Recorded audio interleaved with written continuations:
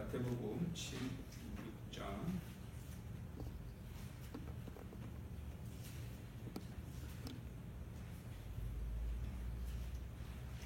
15절에서 18절까지요. 이르시되, 같이 읽을까요? 이르시되 너희는 나를 누구라 하느냐? 시몬 베드로가 대답하여 이르되 주는 그리스도시요 살아계신 하나님의 아들이시니이다. 예수께서 대답하여 이르시되 바요나 시몬아 내가 복이 있도다. 이를 내게 알게 한 이는 혈육이 아니요 하늘에 계신 내 아버지이시니라. 또 내가 내게 이르노니 너는 베드로라. 내가 이 반석 위에 내 교회를 세우리니 음부의 권세가 이기지 못하리라. 성결교회는 복음에 순종한 이들의 신앙 고백으로 시작되었습니다. 전민과 김상준은 복음 전도관을 중심으로 시간과 장소 그리고 신분을 가리지 않고 복음을 전했습니다. 당시 복음을 들은 이들이 기쁨을 감출 수 없어 함께 모여 예배하며 즐겁게 뛰며 찬양했는데 뛴패라는 별명이 생기기도 하였습니다. 유별난 모습에 비난을 받기도 했지만 성결교회는 교회를 짓고자 함이 아닌 오직 예수 그리스도를 주로 믿는 믿음의 고백과 증거로 교회가 세워지게 되었습니다. 베드로는 주는 그리스도시요 살아계신 하나님의 아들이라 고백했습니다. 이제시면 그 고백 위에 교회를 세우리라고 선포하셨습니다. 그리고 이를 알게 하시는 하나님이시며 그하여 음부의 권세가 이기지 못할 것이라 말씀하셨습니다. 이 고백을 통해 우리도 이제 거룩한 몸의 교회로 인정받습니다. 그 하나님은 우리 교회를 음부의 권세에서 보호하십니다. 베드로의 고백이 우리의 믿음의 고백이 되어야 합니다. 주님은 그리스도요 하나님의 아들임을 믿는 분명한 고백이 우리의 삶이 되어야 합니다. 우리의 믿음의 고백으로 하나님이 이 땅에 교회를 세우시게 하는 통로가 되어야 합니다. 아멘. 말씀을 우리가 같이 잘 생각해 봐야 되는데요.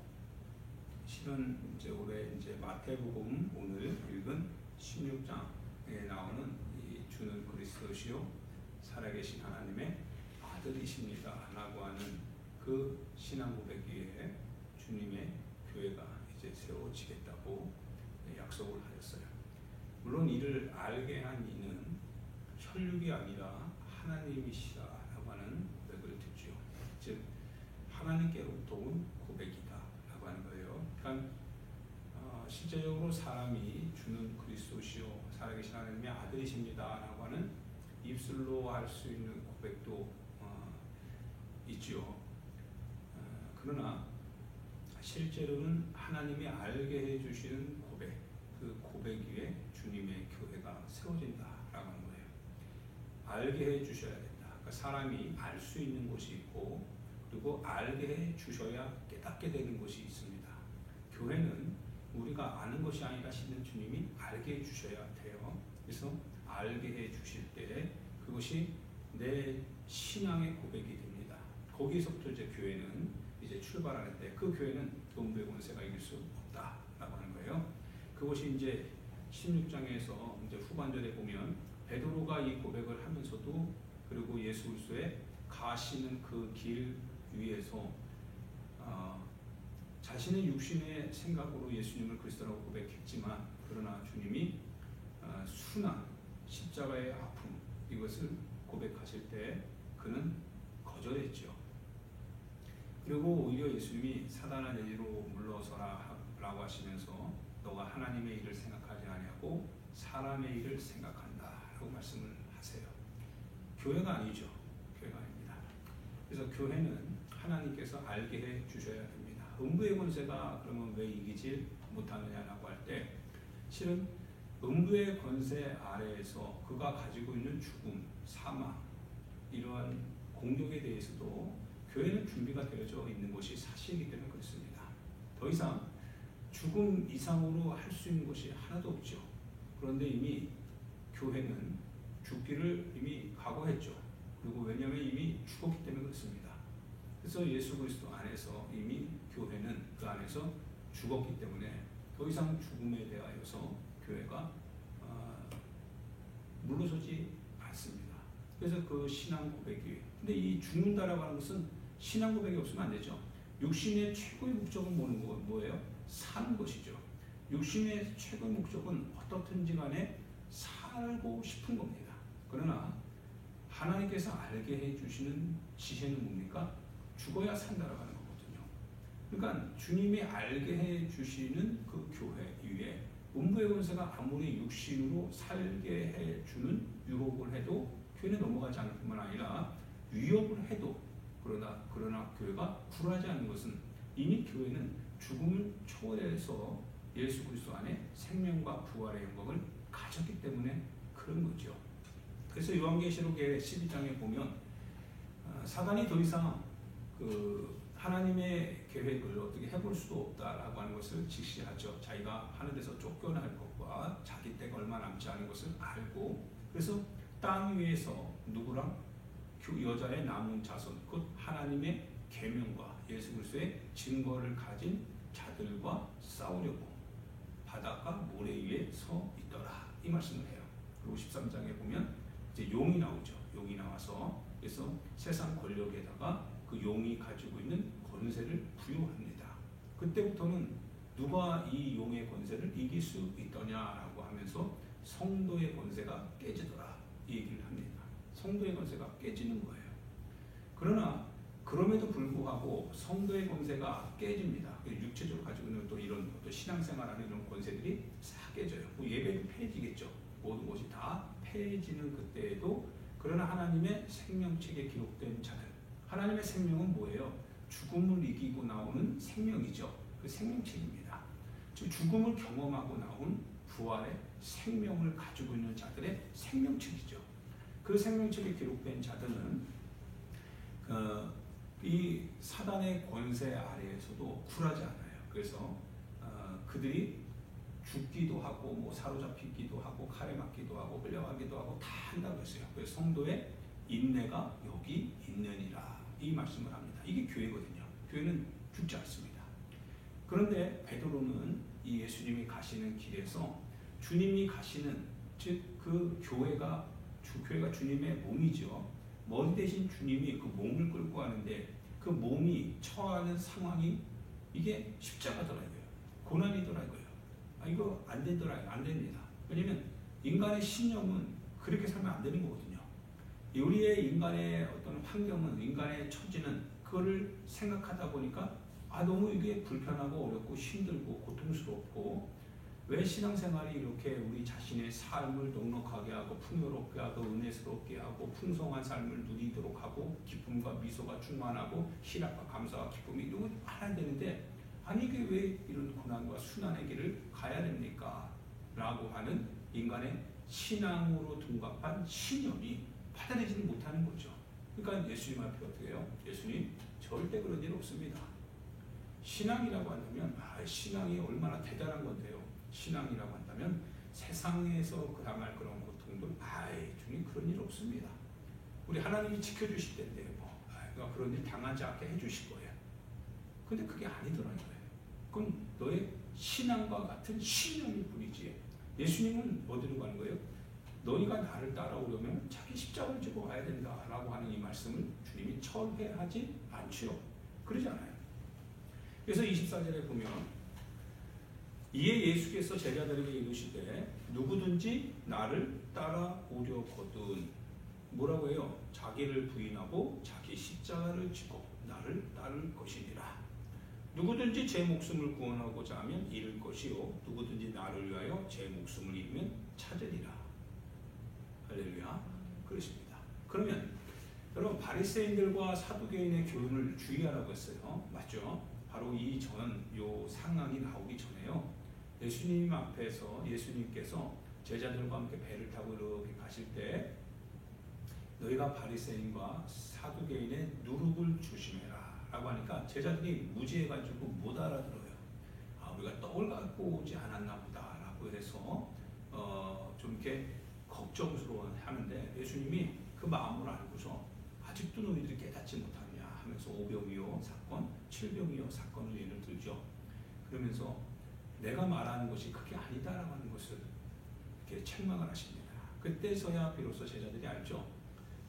너희가 예수님이 말씀하신 그 교훈, 그 떡은 바로 누룩은 교훈이라고 하는 사실, 즉 사두개인과 바리새인의 교훈, 그것을 주의하라라고 하는 뜻임을 이제 그때서야 깨닫게 됩니다. 그러면 사두개인과 바리새인의 누룩이 뭐예요? 교훈이 뭡니까?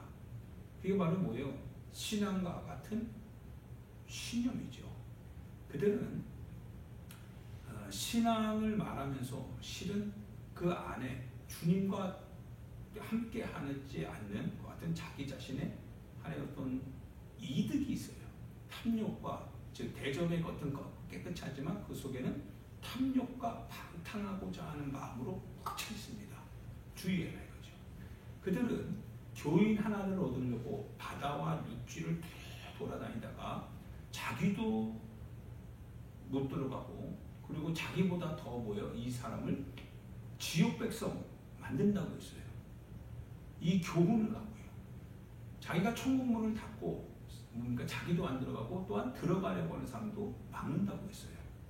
이 사람들은 금을 좋아하는 사람들이에요. 그래서 성전으로 맹세하면 아무 일 없지만 금을 갖고는 반드시 맹세해야 된다, 지켜야 된다, 그럽니다. 제단으로 맹세하면 아무 일 없거니와 제단 위에 제물로 드리면 그건 주님이 응답해 주실 거다. 속에 아주 간사한 마음으로 꽉 차 있죠. 세상적인 어떤 권력, 세상적인 어떤 이득을 얻을 수 있는 수단들, 방법들, 그걸 가지고 뭡니까? 가득 차서 사람을 가르치는 거예요. 근데 알고 보면 우리 자신 안에서 한번 이렇게 보면 되지 않겠어요? 신앙이라고 하는 이름 안에 감춰져 있는 우리 자신의 내면적인 뭐가 있어요? 욕심이 있죠. 탐욕이 있죠. 방탕을 뭡니까? 방탕이라고 말하고 싶지는 않은데 그건 내가 누릴 수 있는 권리 아니냐라고 세상 사람들은 말해요. 누릴 수 있을 때 누리는 게 권리 아니냐 이거죠. 내 자신을 자유롭게 살게 하는 것이 권리 아니냐 이거죠. 그런데 그거를 방탕이라고 얘기하면 굉장히 거리끼어할 겁니다. 근데 방탕이거든요. 이런 방탕, 즉 다른 사람을 통하여서 보는 내 육신의 이 충만함이죠. 우리의 어떤 삶의 궁극적 방향은 뭡니까? 예수님이시죠. 예수님이 가시는 그 길에서 예수님이 보실 때 우리 자신의 모습이 참 자유롭다라고 하면 그게 자유입니다. 근데 예수님이 보시는 자유는 뭐예요? 예수님이 우리 가운데 요청하셨던 자유는 뭡니까? 그것은 나눠주는 거거든요. 매이지 말라고 하는 거였거든요. 근데 우리는 뭐예요? 오히려 방탕을 위해서 매이거든요. 우리의 자유를 위해서 뭔가 매이려고 하거든요. 근데 그거를 뭐예요? 우리의 어떤 풍성함이래요. 은혜래요. 그러니까 주님하고 너무나 다른 거죠. 그가 베드로가 이거에 대해서 거절했는데 베드로의 모습을 실은 여러분과 나의 모습일 수 있습니다. 주님 그 길 가지 마세요. 교회가 그렇게 되면 교회가 될 수가 없습니다. 우리의 신앙이 주님이 가시는 그 길 위에서 주는 그리스도시요 살아계신 하나님의 아들이십니다 라고 하는 이 하나님이 알게 해주시는 이 신앙 고백을 갖고 주님이 가시는 그 길을 볼 때 그분이 하나님이시거든요. 고백을 했잖아요. 그러니까 하나님께서 그 길 가시는구나 라고 하면 주여 나로 하여금 그 길로 가게 하여 주시옵소서. 우리 이렇게 기도해야 되는 거 맞죠? 하나님이 알게 해주시는 신앙을 통하여서 이제는 뭐예요? 그 고백을 갖고 가야 되는 거니까요. 그러면 주님을 마귀가 이깁니까? 뒤꿈치는 물었어요. 그래서 십자가에 죽였죠. 예수님을 십자가에 죽이는 순간에 이 뱀이 뒤꿈치를 딱 물었어요. 그래서 죽음의 권세 아래서 예수님이 그냥 거기서 완전 이제 끝난 줄 알았죠. 그런데 여자의 손이 그 머리통을 박살냈다고 했어요. 어떻게 합니까? 죽이는 그 순간에 바로 그 머리통이 박살나는 거거든요. 죽음을 깨고 주님이 이기실 거니까요. 살아나시니까요. 성도의 고백도 여기 있는 거고 교회의 승리도 여기 있는 겁니다. 우리의 승리, 우리의 어떤 신앙 고백의 힘은 바로 십자가에서 이 마귀의 뒤꿈치를 물렸다가 죽임을 당하고 고통을 당했던 그 예수님 안에 우리가 함께 죽는 거기에서 실은 우리의 승리가 있고 우리의 어떤 생명이 있는 거죠. 왜냐하면 주님이 우리와 함께 부활 가운데 이끌어 가실 거니까요. 이거를 주님이 알게 해주시는 거예요. 그럼 우리 여러분과 나에게 알게 해주시는 겁니다. 자, 그럼 여러분 이제 부활합니다. 여러분이 이제는 부활의 생애를 살 거예요. 그것이 확실합니다. 주님 알게 해주시니까요. 그러면 지금 당장 여러분 무엇을 위해서 살려고 하는 확신이 들어옵니까? 육신의 소욕이요? 1년 후를 생각하는 그와 같은 육신의 장사요? 실은 그런 거 아니죠. 오늘 내게 주신 것에 대해서 감사하고 그리고 그것을 위해서 내가 하나님의 나라와 하나님의 역사, 하나님의 영광을 위해서 어떻게 내 삶에서, 내 현장에서, 내 현실에서 최선을 다해서 주님의 뜻대로 말씀대로 살아갈 것인가. 왜? 부활의 영광이 있는 거거든요. 그러면 이놈이 압박해 들어올 거예요. 육신의 고통을 줄 겁니다. 여러 가지 환경적으로 조여올 수 있도록 할 겁니다. 그럼에도 불구하고 어떻게 해요? 우리는 알고 있거든요. 왜? 주님이 알게 해주십니까? 누가요? 주는 그리스도시요 살아계신 하나님의 아들이심을 주님이 알게 해주시니까. 그러니까 사방 밖에서 오는, 왜냐하면 예수님을 시험할 때 이 세상 내 앞에 무릎을 꿇고 경배하라 이거죠. 나를 경배하면 내가 천하만국의 영광을 너에게 보여주니까 다 주겠다 이거예요. 왜? 이거는 나에게 넘겨준 것이다. 이게 넘겨준 거 맞아요. 그러니까 이놈이 그 천하만국의 영광을 가지고 뭡니까? 예수님을 자기를 경배할 수 있도록 무릎 꿇리는 거예요. 그러니까 교회가 천하만국의 영광을 위해서 뭘 경배하는 거예요? 마귀를 경배하면 그럼 그거 얻을 수는 있어요. 그러나 끝나는 거예요. 오직 주 너희 하나님을 섬기라고 했거든요. 예수님을 물리치는 거군요. 그분이 우리 하나님이시라고 하는 거예요. 그분이 우리의 교회의 반석이라고 하는 거예요. 이 고백에 의해서 이 마귀가 아무리 시험해도 뭐예요? 이길 수 있다는 거예요. 그러나 반대로 말하면 이 고백을 하지 않는다면, 그렇다면 반드시 패한다라고 하는 거죠. 지금 당장은 내 자신이 뭔가를 가지고 있을 수는 있어도 그걸 가지고 뭔가 내 자신의 미래를 설계할 수 있는 것 같다 할지라도, 그러나 끝내는 내 영혼을 잃을 수 있다라는 거예요. 그게 바로 다음에 나오는 구절이죠. 사람이 만일 천하를 얻고도 제 목숨을 잃으면 무엇이 유익하리요? 사람이 무엇을 주고 제 목숨과 바꾸겠느냐 이거예요. 인자가 아버지의 영광으로 그 천사들과 함께 올 때에 그때 각 사람이 행한 대로 주님 뭐예요? 갚으신다라고 하는, 이 갚으신다는 뜻은 뭐예요? 내 육신적으로 모든 천하 만국의 영광을 가지고 누리고 살았어요. 그런데 내 영혼이 주님이 이제 오실 때 부활로 나올 거 아니겠어요? 근데 생명의 부활로, 심판의 부활로 나온다고 했어요. 그러면 그 심판의 부활로 나오게 되면 자기 영혼을 잃는 거죠. 뭐 때문에 잃었어요? 뭐 때문에 잃은 겁니까? 각 사람이 그 행한 대로 심판을 받는다라고 했을 때 그 행한 값이 뭐예요? 바로 심판의 값이거든요. 근데 그것 때문에 내가 내 인생을 살려고 발버둥 쳤거든요. 살지 말라는 건 아닙니다. 우리는 하나의 어떤 초월주의를 얘기하는 거 아니에요. 삶 속에서 방탕하지 말라고 하는 거예요. 탐욕 부리지 말라고 하는 사실입니다. 가진 것 안에서 만족을 누리지 못한다면, 감사하지 못한다면, 그렇다면 끊임없이 더 가지려고 하는 이 욕심을 버리라고 하는 거예요. 세례 요한이 뭐라고 했어요? 2벌 있는 사람 나눠주라고 했죠. 2벌 씌는 사람 나눠줘라 이거죠. 욕심 부리지 말라는 거예요. 하지 못하게 하는 게 아니라 할 수 있으면 하라 이거예요. 그러나 그 이상의 것, 즉 벌레가 생기고 냄새 나게는 하지 말아라고 하는 거예요. 왜 그거를 뭡니까? 자기 썩히냐 이거예요. 썩혀서 버리냐 이거예요. 필요한 사람에게 주면 되는 거 아니겠습니까? 그래서 나누면서 어떻게 돼요? 함께 주님의 오심을 기다리는 것이 교회 신앙 공동체 아니냐 이거죠. 그래서 사람의 마음에는 자꾸 더 가지려고 하고, 그리고 더 없으면 뭔가 더 불안해가지고 더 설계하려고 하고 그랬다 이거예요. 거기에 대해서 경계하신다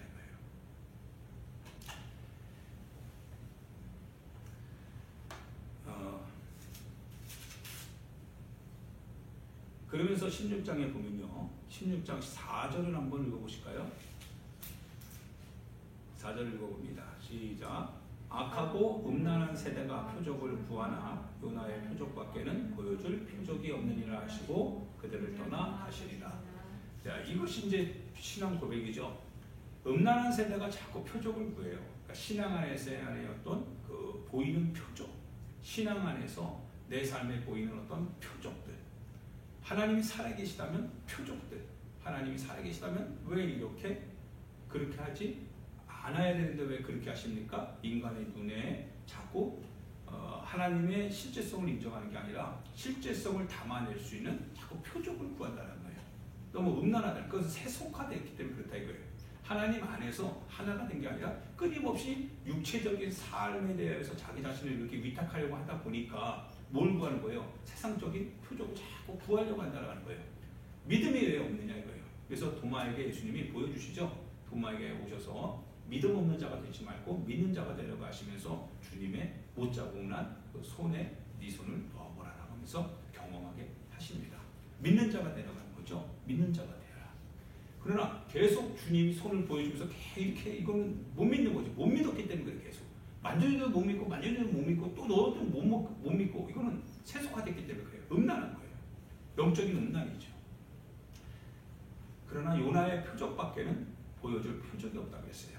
요나가 밤낮 사흘 동안을 물고기 뱃속에 있었다가 그러다가 육지에 토해내게 되죠. 그래서 요나의 이 표적은 뭐예요? 예수 그리스도의 죽음을 의미하죠. 사흘간의 음부 가운데서 사로잡혀 있는 그와 같은 죽음 가운데 계신 주님입니다. 사망의 권세 가운데 있었던 주님. 그러나 그 주님이 어떻게 해요? 사흘 만에 부활하시는, 오직 십자가의 사건과 십자가로 말미암아 부활하신 예수 그리스도의 생명, 바로 이게 신앙 고백이라고 하는 거예요. 우리 그걸 믿는다라고 하는 거예요. 내가 죽으면 내가 주님과 함께 산다라고 하는 거, 내가 주님 안에서 죽으면 내가 주님 안에서 부활의 영광으로 살아난다라고 하는 것을 우리는 믿는다라고 하는 거예요. 이 믿음을 가지고 우리의 신앙을 살아간다라고 하는 거예요.